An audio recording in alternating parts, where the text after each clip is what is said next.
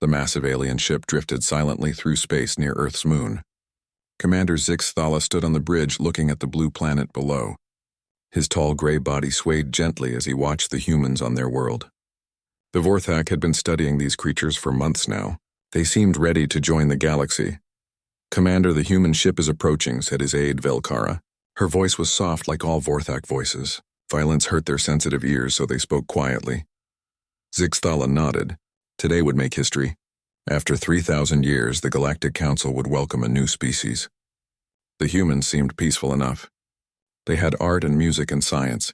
Surely they had evolved past their primitive ways like every other civilized species.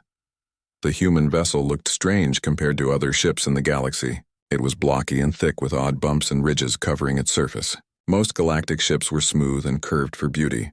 This human ship looked almost aggressive, but Zixthala pushed that thought away. Dr. Elena Rodriguez stepped through the airlock first. She was a small human female with dark hair and curious eyes. Behind her came Captain Jake Morrison, a tall human male with broad shoulders and a firm handshake.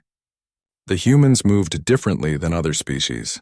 They walked upright with confidence and their eyes constantly scanned their surroundings. "Welcome aboard Harmony's Edge," Zixthala said through his translator. "We are honored to meet you."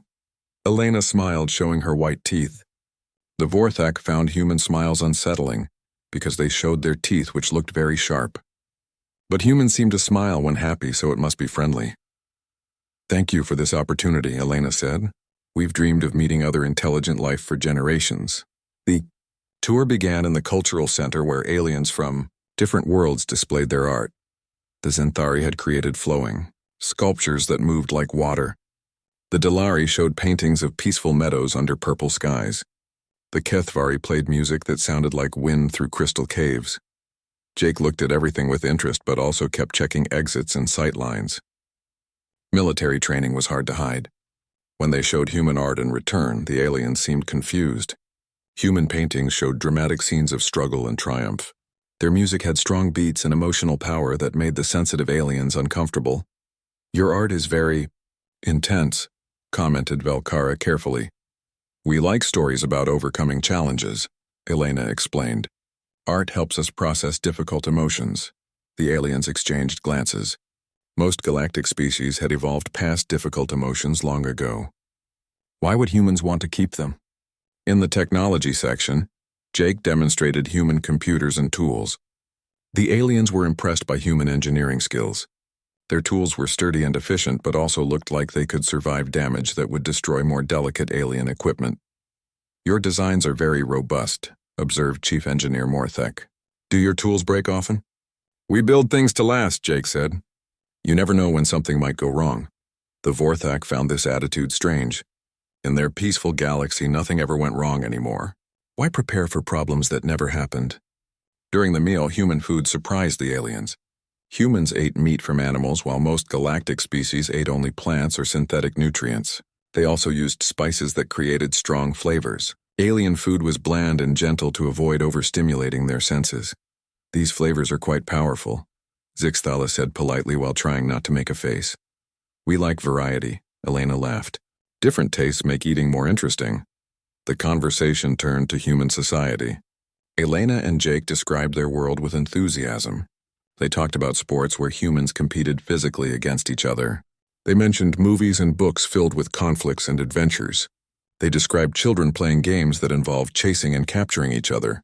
"Your young ones engage in conflict games?" asked Velkara with concern. "Just for fun," Jake explained. "Kids love playing soldier or hide-and-seek or tag. It teaches them teamwork and strategy." The aliens felt uneasy but tried to hide it. Their children played quiet games involving cooperation and harmony. The idea of children pretending to fight seemed disturbing. Elena showed videos from Earth of human celebrations. The aliens watched humans dancing energetically, cheering loudly at sporting events and laughing with obvious joy. But they also noticed how humans moved with quick reflexes and how their eyes tracked movement constantly. "Your species seems very alert," Morthek observed. "Awareness keeps you safe," Jake said automatically, then caught himself. "I mean, it's just habit from our history." That evening, Zixthala met with his senior staff to discuss their observations. The humans seemed intelligent and cultured, but something felt different about them. They moved like predators even when being friendly. Their culture celebrated struggle instead of avoiding it. Their children played at conflict instead of cooperation. Perhaps it's just their youth as a species, suggested Velkara. They may grow more peaceful as they mature. Their biology seems stable, added Dr. Yithran, their medical officer. They show no obvious signs of mental instability or aggressive disorders. Zixthala nodded thoughtfully. Every species in the galaxy had evolved past their violent beginnings. The humans would too, given time and proper guidance from the Galactic Council. Their aggressive tendencies were just remnants from their primitive past. The next day brought more cultural exchanges. Humans demonstrated their music, which was much louder and more rhythmic than galactic standards. They showed videos of their sports where humans ran and jumped and collided with each other in ways that would injure most aliens. They explained their history filled with struggles and conflicts that shaped their development. Your past seems quite turbulent, Zixthala commented carefully. It made us stronger, Elena said with pride. Every challenge taught us something valuable. The aliens didn't understand this attitude. In their view, conflict was something to avoid, not learn from. Peaceful species worked to eliminate struggle from their lives, not embrace it. As the visit continued, small details kept bothering the alien observers. Humans stood with their backs to walls when possible. They noticed sounds and movements that other species ignored. They asked questions about ship defenses and emergency procedures that seemed unnecessary. Even their casual conversations included references to preparation and readiness. But overall, the humans seemed suitable for galactic membership. They were intelligent, creative, and showed genuine interest in peaceful cooperation. Their unusual attitudes were probably just cultural differences that would fade with time. On the final day, Zixthala prepared his report for the Galactic Council. He wrote about human achievements in science and art. He noted their enthusiasm for learning about other species. He mentioned their slightly aggressive cultural tendencies but classified them as minor concerns that proper integration would resolve. I recommend accepting humans into the Galactic Council, he concluded. They show great potential for contributing to our peaceful civilization. As the human ship departed, Zixthala felt satisfied with a job well done. Soon humanity would join the galaxy's long tradition of harmony and cooperation. Their violent past would become just another footnote in the universal march toward enlightenment. He had no idea that he had just recommended welcoming apex predators into a galaxy of prey. Dr. Kethrian floated in his laboratory tank, filled with the special fluid his species needed to survive. As the galaxy's top evolutionary biologist, he had studied every known form of life across 17 different worlds. Now he faced his most interesting subject yet. The human standing before him was named Dr. Lisa Chen. She was a biochemist from Earth who had volunteered to help with the biological assessment required for Galactic Council membership. Every new species underwent this process to ensure they were compatible with galactic civilization. Please place your hand on the scanner, Kethrian said through his waterproof translator. His tentacles moved gracefully as he operated the equipment. Lisa pressed her palm against the smooth surface. Immediately, data began flowing across Kethrian's screens. What he saw made his tentacles twitch with confusion. The readings didn't match anything in his vast database. Your bone density is remarkable, he commented, trying to stay professional. It's nearly 3 times higher than most galactic species. Really? Lisa seemed surprised. That's just normal for humans. Kethrian studied the data more carefully. Human bones were incredibly thick and strong. Most aliens had hollow or lightweight bones to make movement easier.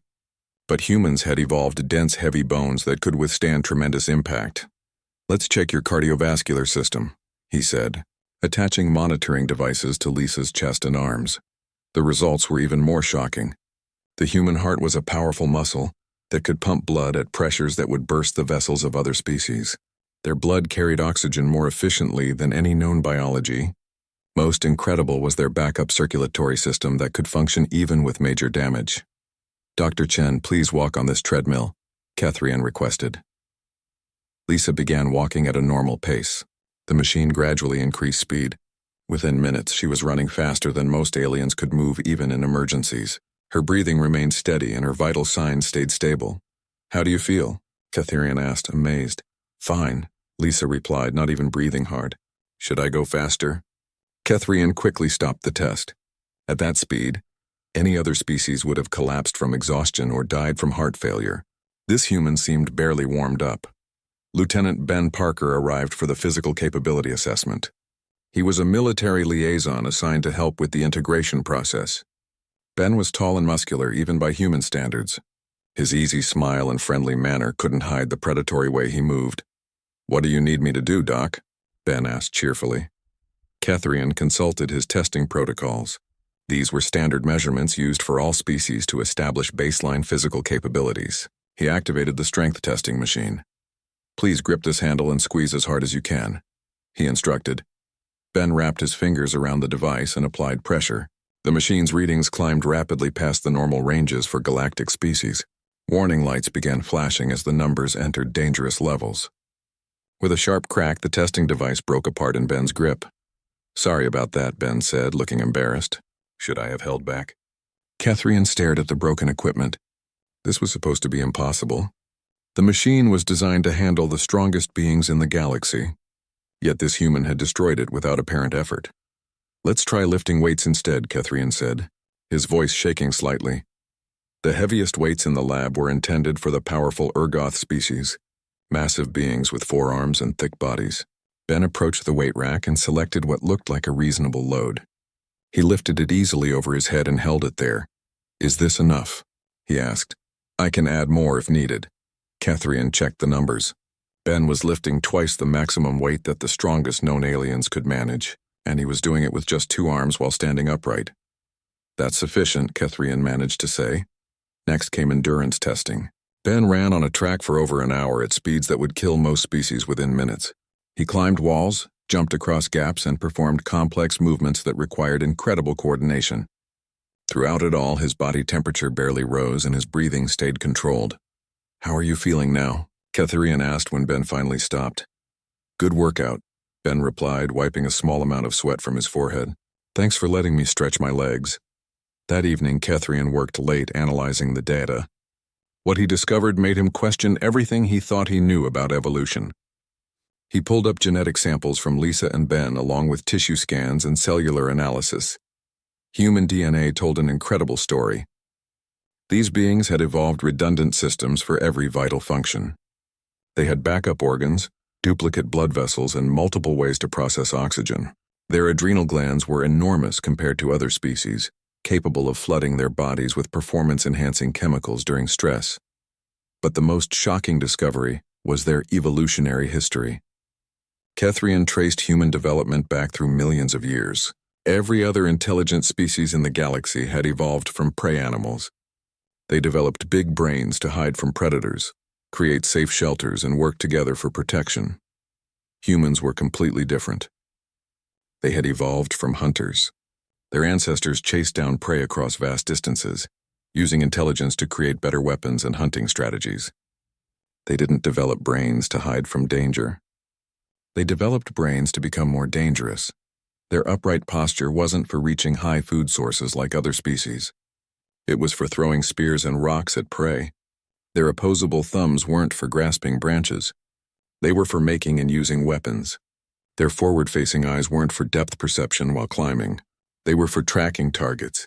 Even their social behaviors supported warfare. Humans formed tight bonds with their groups but could dehumanize outsiders. They had natural leadership hierarchies perfect for military organization. They could suppress empathy when necessary to accomplish goals. They were hardwired for tribal conflict. Kethrian's tentacles trembled as he compiled his report. Every aspect of human biology served the same purpose. These weren't just intelligent animals who happened to be strong. They were purpose-built killing machines who had developed intelligence to become more efficient predators. The galaxy's peaceful species had evolved from creatures that survived by running away, hiding, or cooperating with predators. Humans had evolved from creatures that survived by hunting down and destroying everything else. Dr. Lisa Chen returned the next day to review the test results. She seemed puzzled by Kethrian's obvious distress. "Is everything okay, Doctor?" she asked with genuine concern. "I need to understand something," Kethrian said carefully. "On your world, what happened to the large predators?" Lisa thought for a moment. "Most of them went extinct thousands of years ago. Our ancestors hunted them to death or took over their territories. And the dangerous animals that remained? We learned to avoid them or developed ways to protect ourselves. Some we domesticated and turned into helpers. Kethrian felt a chill run through his aquatic body. Humans hadn't just survived in a world full of predators. They had systematically eliminated or enslaved everything that threatened them. They were apex predators who had inherited an entire planet. Dr. Chen, when your people play games or tell stories, what themes appear most often? Good versus evil. Overcoming challenges, protecting your family and friends, Lisa replied. Stories about heroes who fight against impossible odds and win through courage and determination. Every human entertainment form celebrated conflict and victory through violence. Their children grew up absorbing stories about righteous warfare and noble sacrifice. They were culturally programmed to see violence as a tool for achieving good outcomes. Kethrian's research revealed more disturbing facts. Humans had been fighting wars continuously for their entire recorded history. They had developed increasingly sophisticated ways to kill each other, and had only achieved temporary peace through the threat of mutual destruction. Their current unity was built on having conquered all external threats. I need to contact the Galactic Council immediately, Kethrian said to his assistant. The communication channels are backed up for weeks, his assistant replied. Your report will be processed in normal order. Kethrian felt panic rising in his aquatic body. The galaxy was about to welcome a species of apex predators into their peaceful civilization. Every government, every military, every citizen needed to know what humans really were. But the bureaucratic nature of galactic government meant his warning would take weeks to reach anyone with authority. Meanwhile, humanity continued its integration into galactic society, meeting with leaders, learning about other species, and preparing to join the council. As Kethrian watched the news feed showing happy exchanges between humans and aliens, he realized the terrible truth. The galaxy had spent 3,000 years evolving past violence and conflict. They had created a perfect civilization of peaceful prey species, and now they were about to invite the ultimate predators to dinner. The crystal towers of Nexus Prime reached toward the stars like frozen music. This was the capital of galactic civilization, where 17 peaceful species had governed together for 3,000 years. Wars were ancient history here. Violence was a concept studied only by historians who wondered how primitive species had ever survived such barbaric times. Ambassador Susan Wright stepped off the transport shuttle and looked up at the magnificent city. She was a former military officer turned diplomat, chosen to represent humanity because of her ability to work with different cultures. Her sharp eyes took in the beautiful architecture while automatically noting strategic positions and potential escape routes. The Galactic Council building was a masterpiece of cooperative design. Each species had contributed elements that reflected their culture while creating harmony with the others. Floating gardens from the Zenthari mixed with crystal formations from the Kethvari. Musical fountains created by the Delari played gentle melodies that soothed the sensitive hearing of all galactic species. Susan's escort was a tall, graceful being named Ambassador Thythara from the Diplomatic Corps. Her species communicated through color changes in their skin, as much as through words. Right now her pattern showed polite welcome mixed with nervous curiosity about the new species. The council is eager to meet with you, Thythara said in her melodic voice. We have prepared quarters that should accommodate your physiological needs. Thank you, Susan replied. Her voice seemed harsh compared to the soft tones used by galactic species. Several nearby aliens flinched slightly at the sound. The living quarters designed for humans were spacious and comfortable but felt strange. Everything was curved and soft with no sharp edges or hard surfaces. The furniture molded itself to whatever shape the user needed. Even the walls gave slightly when touched. It was a room designed for beings who had never known violence. Susan attended her first cultural briefing the next morning. The conference room was filled with representatives from different species, all eager to learn about human civilization. They asked polite questions about human art, science, and philosophy while carefully avoiding topics that might cause discomfort. Your species seems to value individual achievement, observed Council Member Velthok, a being that looked like a cross between a tree and an octopus. Most civilized cultures focus on collective harmony. We believe both are important, Susan explained. Individuals need to be strong so the group can be strong. The aliens exchanged glances. This concept seemed foreign to them. In their societies, individuals supported the group by minimizing their own needs and desires. The idea of strengthening individuals to benefit everyone was backwards thinking. During the session, news arrived that would change everything. A aide rushed into the room with urgent communications equipment. His normally calm species showed signs of extreme distress through rapid color changes and trembling movements. "Council members, we have received distress signals from the Delari colonies in the Outer Rim," he announced. "They are under attack by unknown ships." The room fell silent.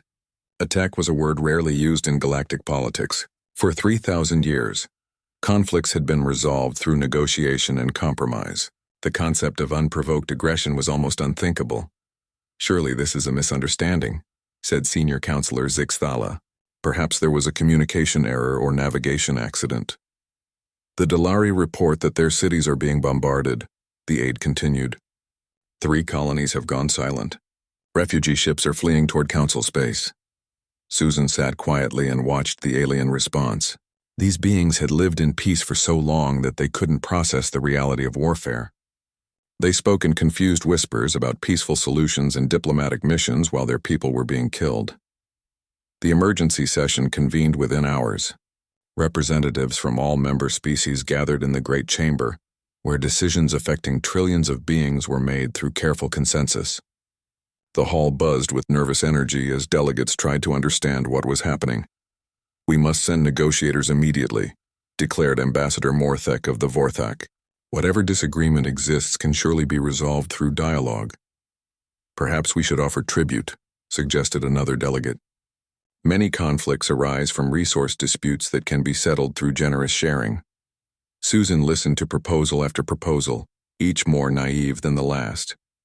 These people were discussing how to negotiate with an enemy that was currently burning their worlds.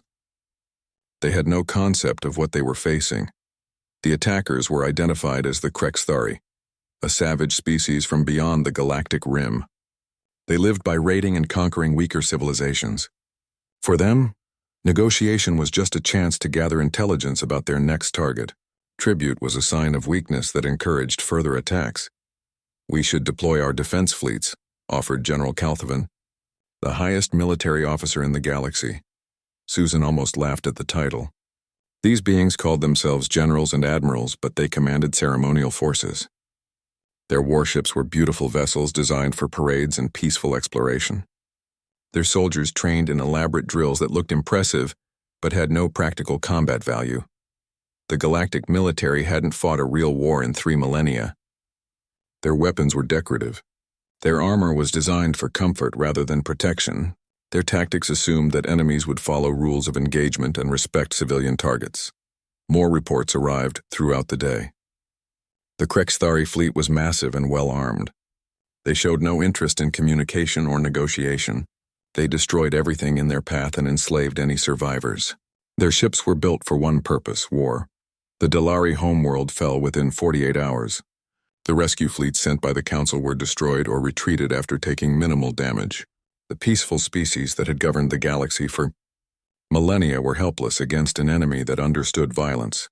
Captain Mike Stone had been sitting quietly in the back of the chamber throughout the discussions. He was Susan's military advisor, a career soldier who had served in various human conflicts. His presence made the aliens uncomfortable because he carried himself like a warrior even in diplomatic settings. When the Council finally acknowledged that their peaceful methods were failing, Susan stood to address the assembly. The Great Chamber fell silent as delegates waited to hear what the new species would contribute to their crisis. "Honored counselors," Susan began, her voice carrying clearly through the vast space. "You've spent the last 2 days discussing negotiation and tribute and diplomatic solutions to a military problem." The aliens shifted nervously. They didn't like direct language or blunt assessments. Such harsh communication violated their cultural norms. "The Krexthari aren't interested in peace," Susan continued. "They're conquerors. They see your peaceful nature as weakness to be exploited. Every moment you spend trying to negotiate, more of your people die." A murmur of distress rippled through the chamber. These beings had never heard such brutal honesty in their halls of government. "What do you suggest?" asked Senior Counselor Zixthala, his voice tight with discomfort. Susan looked around the chamber at the assembled representatives of galactic civilization. These beautiful, gentle beings who had created a perfect society based on harmony and cooperation. They were asking her to save them from something they couldn't understand. "You need to fight," she said simply. "But you've forgotten how." The chamber erupted in shocked whispers. Fighting was what primitive species did before they evolved past their savage instincts. The suggestion that civilized beings should engage in warfare was almost obscene. Captain Stone stepped forward to stand beside Susan. His military bearing was obvious to anyone who understood such things. The aliens saw a human who moved differently than their peaceful species, but they didn't recognize what they were looking at. "We remember," Mike said quietly, but his words carried to every corner of the great chamber. For the first time in 3,000 years, the Galactic Council was asking for help with warfare. They just didn't realize they were talking to the most dangerous species the galaxy had ever produced. Admiral Catherine Fox arrived at Nexus Prime 3 days after the Council's desperate request for human assistance. Her fleet of 12 ships appeared on the edge of the system like predators emerging from the darkness. The aliens who detected them felt an immediate unease they couldn't explain. The human vessels looked wrong compared to the elegant curves and flowing lines of galactic ships. They were angular and brutal with thick armor plating and weapon ports that made no attempt to hide their deadly purpose. What the aliens had mistaken for exploration ships were actually warships designed for one thing: destroying enemies. "Permission to dock at Nexus Prime." Catherine's voice came across the communication channels with crisp military precision. "Granted." "Admiral Fox," replied the nervous Forthat controller. "Bay 7 is prepared for your arrival." Catherine's flagship was called Iron Will. As it moved through the docking procedures, alien observers noticed how differently it handled compared to their own ships. Where galactic vessels moved with graceful flowing motions, the human ship cut through space with purposeful efficiency. Every movement was calculated and controlled. The Admiral herself was a tall woman with gray hair and sharp eyes that missed nothing. She wore a simple blue uniform with rank insignia that meant nothing to the aliens, but commanded instant respect from any humans who saw them. Behind her came a group of officers who moved with the same predatory awareness. "Counselors," Catherine said as she entered the emergency assembly, "I understand you have an enemy that needs to be dealt with." The word enemy made several aliens flinch. They preferred terms like misguided neighbors or communication partners. The human directness cut through their diplomatic language like a blade. "The Krex Thari have shown no interest in peaceful resolution," admitted Senior Counselor Zixthala. "Our attempts at communication have been ignored." "How many ships do they have?" Catherine asked. "Our scouts estimate approximately 200 vessels," replied General Calthavan. "They appear to be heavily armed." Catherine nodded as if this was routine information. "What about their ground forces?" "Ground forces?" Calthavan looked confused. "Why would they need soldiers on planets?" "To hold territory after they take it," Catherine explained patiently. "Ships can destroy things, but you need troops to control conquered areas." This concept was foreign to the galactic military. Their ships were everything. They had never considered that taking a planet might require different tools than taking space around it. Their ground forces were ceremonial guards who had never seen combat. "We estimate they have millions of soldiers," came a report from a Dalari refugee who had escaped the initial attacks. "They moved through our cities like they knew exactly what they were doing." Catherine's expression grew hard. Professional soldiers fighting against civilians was a massacre, not a battle. These Krex Thari weren't just raiders. They were a military force with organized tactics and strategic planning. "Admiral, what do you need from us?" asked Susan Wright. "Give me operational command of any council forces willing to fight," Catherine replied. "And stay out of my way while I work." The first battle came sooner than expected. Krex Thari scouts had followed the refugee ships toward council space and discovered Nexus Prime's location. 20 enemy vessels approached the capital system, while the council desperately tried to organize a defense. The galactic defense fleet that met them was impressive to look at. 50 beautiful ships with gleaming hulls and elegant weapon arrays. They moved in perfect formation with ceremonial precision. Their commanders followed ancient protocols for honorable warfare that assumed enemies would respect rules and fight fairly. The Krex Thari destroyed them in 12 minutes. Catherine watched the battle from Iron Will's bridge with growing disgust. The alien ships fought like they were performing a dance instead of trying to win. They announced their attacks before firing.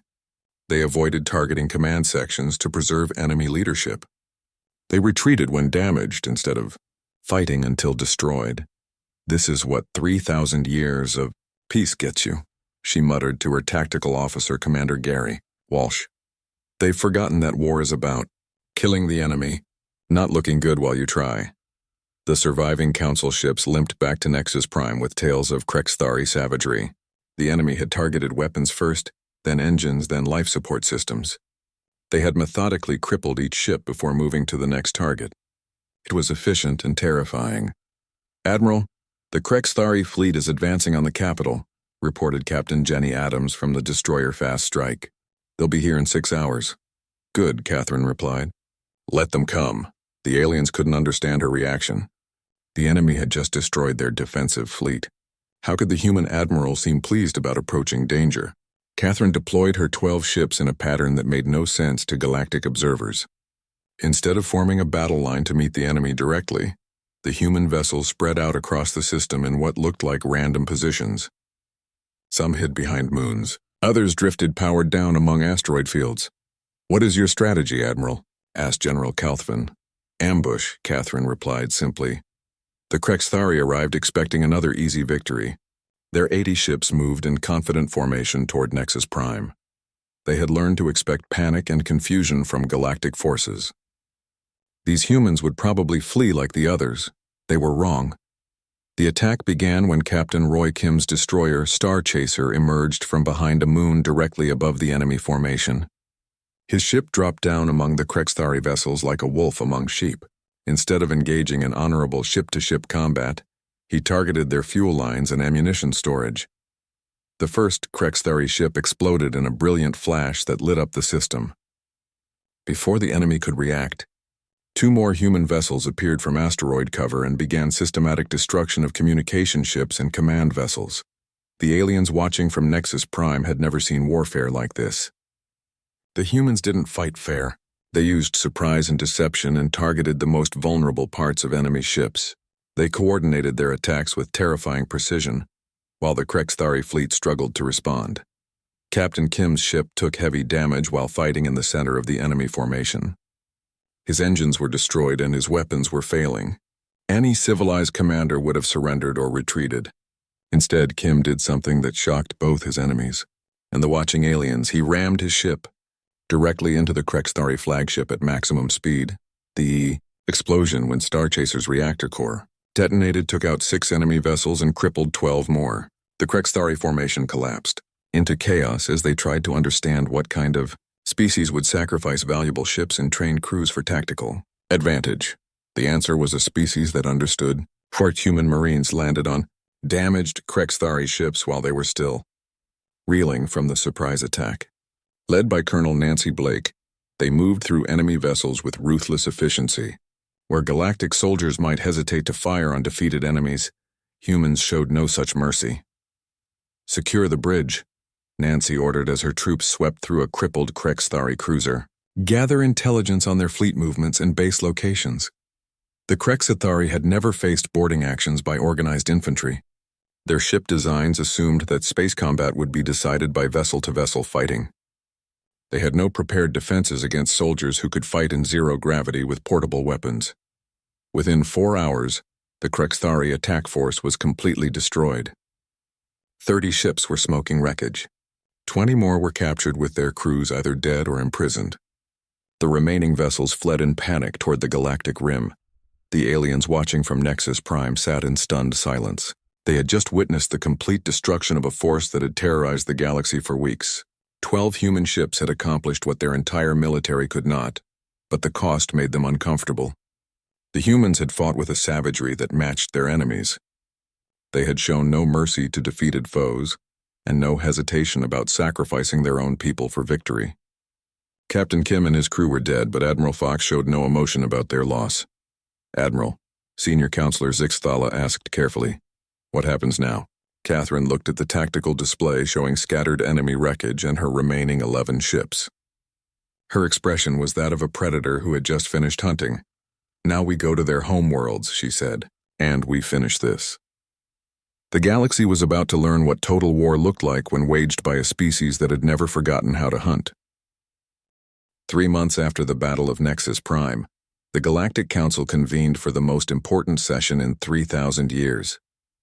The Great Chamber buzzed with nervous energy as representatives from 17 species gathered to address what they now called the human question. Dr. Kethrian's delayed report had finally reached the Council leadership. His biological analysis confirmed what many aliens had begun to suspect during the war against the Krexthari. Humans were not just another peaceful species that happened to be good at fighting. They were apex predators designed by evolution specifically for warfare. Senior Counselor Zixathala stood before the assembly with a heavy heart. The Vorthak leader who had first welcomed humanity now faced the consequences of that decision. The war was over and the galaxy was safe, but at what cost? Fellow counselors, he began, we must decide humanity's place in our civilization. The evidence before us paints a disturbing picture of our newest members. The chamber fell silent as delegates reviewed the data. Human biology showed adaptations for violence that no other galactic species possessed. Their culture celebrated conflict and competition. Their history was an unbroken chain of wars and conquests. Even their children played games involving combat and strategy. They are killing machines disguised as a civilized species, declared Ambassador Velthok, his tree-like form swaying with agitation. They have contaminated our peaceful galaxy with their violent nature. Murmurs of agreement rippled through the chamber. Many delegates had watched human warfare tactics with growing horror. The humans fought with ruthless efficiency that showed no mercy to enemies or concern for their own losses. They used deception, surprise attacks, and psychological warfare in ways that violated every principle of civilized conflict. The Krexthari threat has been eliminated, reported Admiral Catherine Fox from her position at the human delegation table. Their homeworlds have surrendered unconditionally. Their military capacity has been destroyed. They will not threaten the galaxy again. The clinical way she described the total destruction of an entire civilization made several aliens physically ill. The humans had not just defeated the Krexthari, they had systematically dismantled their society with the same efficiency they applied to military targets. At what cost to galactic civilization? Asked Council Member Thythara, her skin patterns showing deep distress. You have introduced warfare tactics that violate every treaty and agreement we have maintained for millennia.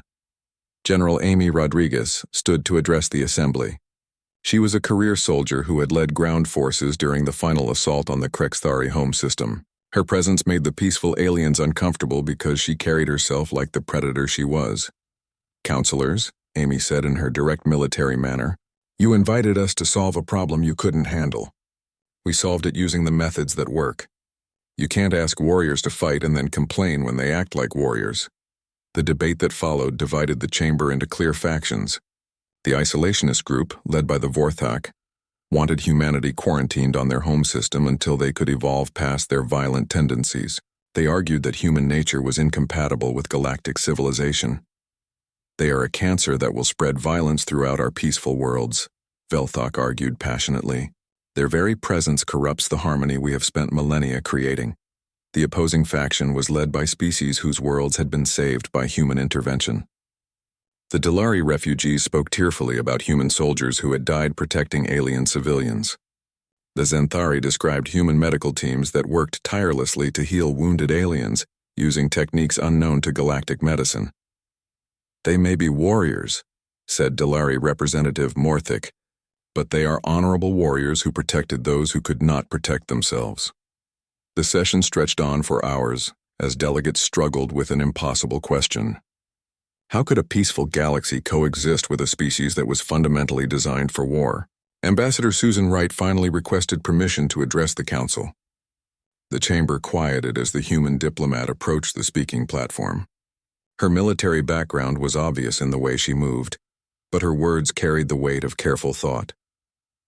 Honored counselors, Susan began, you call us violent and we do not deny it. You call us dangerous and you are correct. But you miss the most important truth about our nature. She paused to let her words sink in before continuing. We became what we are so species like yours could remain what you are. Every world has predators and prey. On Earth we were both. We learned to hunt so we could survive being hunted. We developed weapons so we could defend against weapons. We mastered war so we could protect those who could not fight. The chamber stirred as delegates considered this perspective. They had always seen their peaceful nature as evolutionary advancement. Humans suggested it was a luxury that required protection. Your 3,000 years of peace were not the result of superior evolution, Susan continued. They were the result of geographic isolation from threats. You built a beautiful civilization in a safe neighborhood. But the galaxy is bigger and more dangerous than your small corner of it. Captain Mike Stone joined Susan at the platform. His scarred hands and alert eyes told the story of a lifetime spent in humanity's service. When he spoke, his voice carried the authority of someone who had seen the worst the universe could offer. You don't have to become like us, Mike said simply, but you need to understand that we became what we are so you could stay what you are. The debate continued for 3 more days. Proposals ranged from complete isolation of humanity to full integration with galactic society. Some delegates suggested using humans as a military force while keeping them separate from civilian populations. Others wanted to study human psychology to find ways to reduce their aggressive tendencies. In the end, the solution came from an unexpected source. Young delegates from species that had never known war proposed something revolutionary. Instead of trying to change humanity or hide from them, they suggested learning from them. If the galaxy contains threats we cannot handle, argued Junior Counselor Yithkala of the Zenthari, then we need protectors who can handle them. The humans have proven they can defend us. Perhaps it is time we accepted that defense requires defenders. The final vote established a new structure for galactic governance. Humans would be granted full membership in the Council with special responsibilities for galactic security. They would train and equip rapid response forces for future threats while respecting the peaceful nature of member species. In return, humans agreed to strict protocols governing their military activities. They would not interfere in internal disputes between member species. They would not expand their territory through conquest. Most importantly, they would never turn their weapons against the species they had sworn to protect. The ceremony marking humanity's formal acceptance into the Galactic Council took place 1 year after first contact. Representatives from all member species gathered to witness the historic moment. Children from different worlds played together in the gardens of Nexus Prime, learning games that combined alien cooperation with human strategy. Ambassador Susan Wright stood before the assembled delegates to accept humanity's new role. Behind her, human soldiers in dress uniforms represented the sword that would protect galactic civilization. Beside her, alien diplomats represented the peace that sword would defend. "We accept the responsibility you have given us," Susan said solemnly. "We will guard your peace with our strength. We will protect your civilization with our lives, and we will ensure that your children grow up in a galaxy where they never need to become what we became." As the ceremony concluded, Dr. Kethrian watched from his observation tank with mixed emotions. His research had revealed the terrifying truth about humanity's nature. But perhaps that truth was exactly what the galaxy needed. The universe was vast and full of dangers that peaceful species could never imagine. Somewhere in the darkness between stars, other threats waited to challenge galactic civilization. When they came, they would face something they had never encountered before. Apex predators who had evolved beyond individual survival to species-wide protection. The galaxy finally had guardians worthy of what they protected. And for the first time in 3,000 years, peace had teeth.